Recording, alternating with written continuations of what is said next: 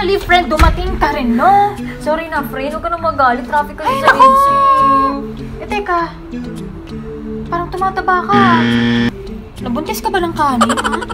Finally, friend, dumating ka din, no? Sorry na, friend. Huwag ka na magalit. Ang traffic kasi sa agency. Pero, Naks ha? Uy, looking healthy ka, friend ah! Sabagay, sarap nga naman talagang kumain ng kanin, di ba? Love lang. Partner, ano ginagawa mo? Tuturuan ko sana mag-lettering yung pamangkin ko eh. Ano, pasado na ba sa'yo to? Yan? Oo. Ang bakit naman! Partner, ano ginagawa mo? Tuturuan ko kasi yung pamangkin ko na gumawa ng lettering. Ano, sa tingin mo okay na ba to? Sakto lang. Pero kaya mo pang i-improve yan, partner. Feeling ko konting practice ba, ma-achieve mo na rin yan. Love lang. Bay, alam mo ba? Sobrang lami ato ang kaday kapon. Hubaga! Buti naman ba hindi na turn off sa'yo? Bako kasi nang hininga mo eh. Bay, alam mo ba? Sobrang lami yung nakadate ko kahapon. Hubaga! Alam mo ba eto aside sa pabango, dapat wag mong kakalimutan magdala ka rin ng toothbrush tsaka toothpaste. Malay mo, ikis ka nun.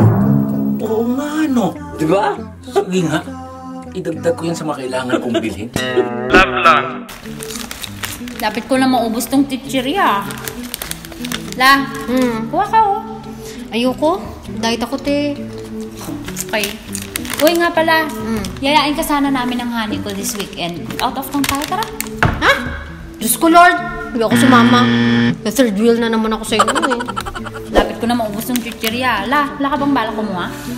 Sige lang, ma'am. Diet ako. Okay. Uy, nga pala. Bala ka sana namin yayain ng honey ko this weekend. Out of town tayo, tara. Ay, pass muna ako. Okay yung minsan nagsusulo kayong dalawa para at least may quality time kayo, di ba? Love lang. Uy, Chris. Oh. Ilang buwan na lang.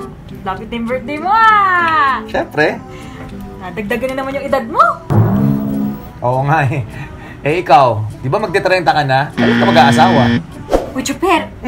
Ilang buwan na lang malapit na yung birthday mo ah. Oo nga eh. Madadagdagan na naman yung edad niya. Oo nga eh. Tsaka ikaw rin naman, di ba magte-30 ka na rin? Ikaw, wala ka bang balak na mag-settle na o magbuo ng sarili mong pamilya? Wala nga akong jowa eh. Mag-asawa pa kaya? Eh kung ligawan mo na lang kaya? Baka ikaw na yung forever ko, di ba? Wow! Sige na, ligawan mo na lang ako.